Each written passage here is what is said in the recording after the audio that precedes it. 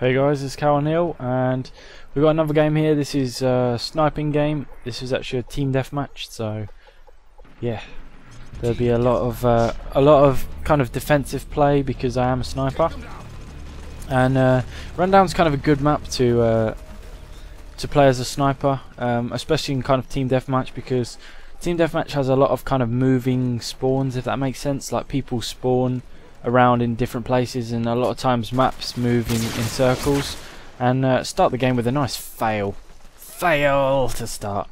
So yeah, what I mean is the maps kind of tend to move in a circle, just in terms of in spawns of, you know, and stuff like that. So so sniping isn't normally the best thing to do on most maps, say like favela, I think, something like that, because they end up spawning near you and coming towards you and stuff. So sometimes you'll have people just appear behind you, and that sucks.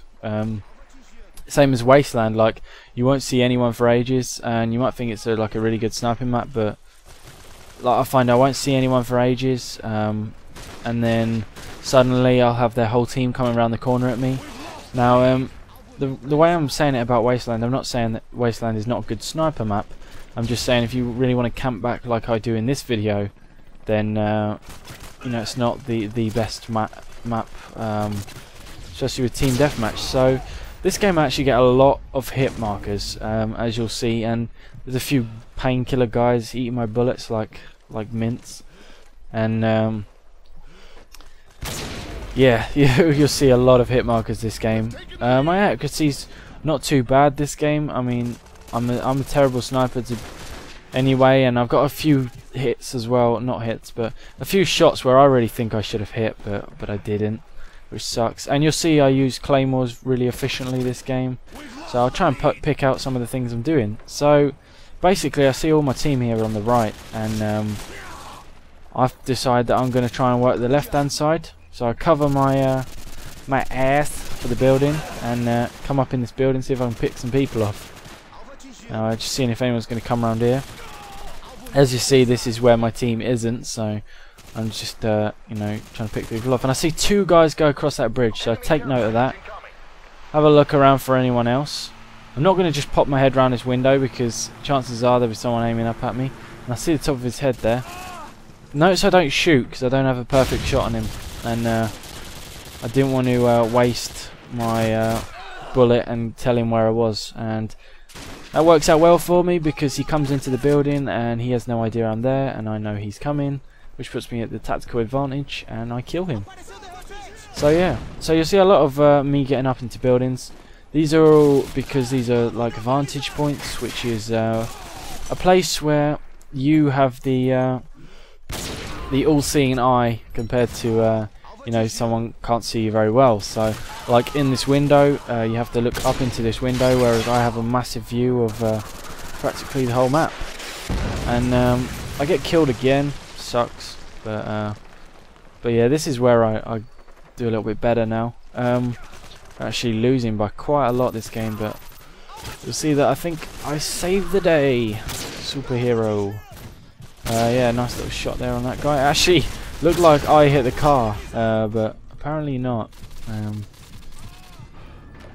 So yeah, notice I didn't put a claymore down in this building. That's because I don't expect anyone to kind of run round and get me, and if anyone does run round, they're probably running lightweight to get round that quick, and a lightweight guy is just going to go straight over your claymore anyway. So I'm just going to save my claymore until I'm a bit more aggressive, you know, in a closer proximity, as in the more front two buildings, or this building up here. I like to put a claymore in, because it's one of them ones where you can never watch all the ways that they're going to come, and you have to, you know, put a claymore to cover your back, and that's what claymores are for. So you'll see I'll probably put a claymore here. This is my favourite place to put a claymore. Instead of inside the building like this guy has, I put it just outside, and they come running around the corner and it kills them. Most of the time, if someone's coming from the other side, they're going to go through the window anyway, so I should have hit that guy there. Anyway, they're going to go through the window, and your claymore becomes useless anyway. So you know, that's the reason I put it just on that grassy verge. Verge, whatever. And yeah, that's the reason for that. So basically, let me talk about my whole strategy this whole game. The hit marker. I'm kind of just sitting around, you know, picking people off from a distance and making sure I can work out where they are at all times. UAVs would really help, but I don't think anyone's running them. I'm not running UAV, which is something I kind of do all the time now. If I go into Team Deathmatch, I always stick UAV on. And you notice I'm keeping an eye on the mini-map, and I hear a claymore explode, and I also see the red dot, and I know exactly where he is. So I just turn around and kill that guy. And I'm up in this building because I'm not sure whether there's people close to me, and there is. So yeah, if you're not sure about, you know, if there's enemies close to you, just prepare like there is. So, you know, if there's you know, no teammates around you, but all the gunfights miles away, and you think, well, everyone's over there, be prepared for a couple of guys to be near you, because if you're not, you know, surrounded by your team, chances are there's going to be someone near you. But in this game, even if you're surrounded by your team, somebody might be near you. But you know, you have to kind of risk that. See my claymore fail here, and this sniper like gets killed by the guy's Semtex, which also blows up my claymore. And I can't knife because you have like a little delay after you close down your laptop thing from calling in your Harriers. So I had to wait for that delay, and it was too late. So yeah. So right now, as soon as I spawn, I'm on the other side of the map. I'm going to scope everything out. I'm going to try and work out where they are, where my team is, and all that sort of stuff. Now what you have to do, you don't have to, but this is what I do. I kind of give myself a safe zone, and the safe zone on the other side of the map was at the back in that building, and this is my safe zone for this side of the map. So when I'm playing really defensive, this is where I go. You have to watch out for rushes, but that's what my claymore's there for.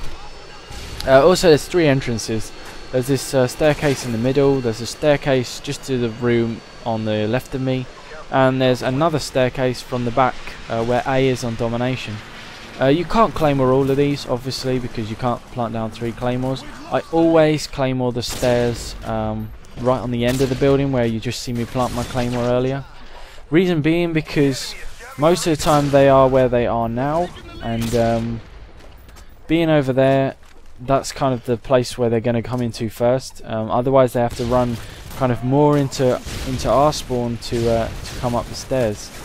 So, you know, I find that that's the most trafficked staircase, if you will. So yeah, that's where I tend to put my claymore every time. And you'll see this is where I get a stack of hit markers and painkiller guys. Quite a lot of guys, yeah, who take quite a lot of my bullets. But luckily I'm using scavenger. This guy taking 2 of my shots here, and you'll see in a second another guy takes a few more shots. Why aren't I using sleight of hand? Quick scope.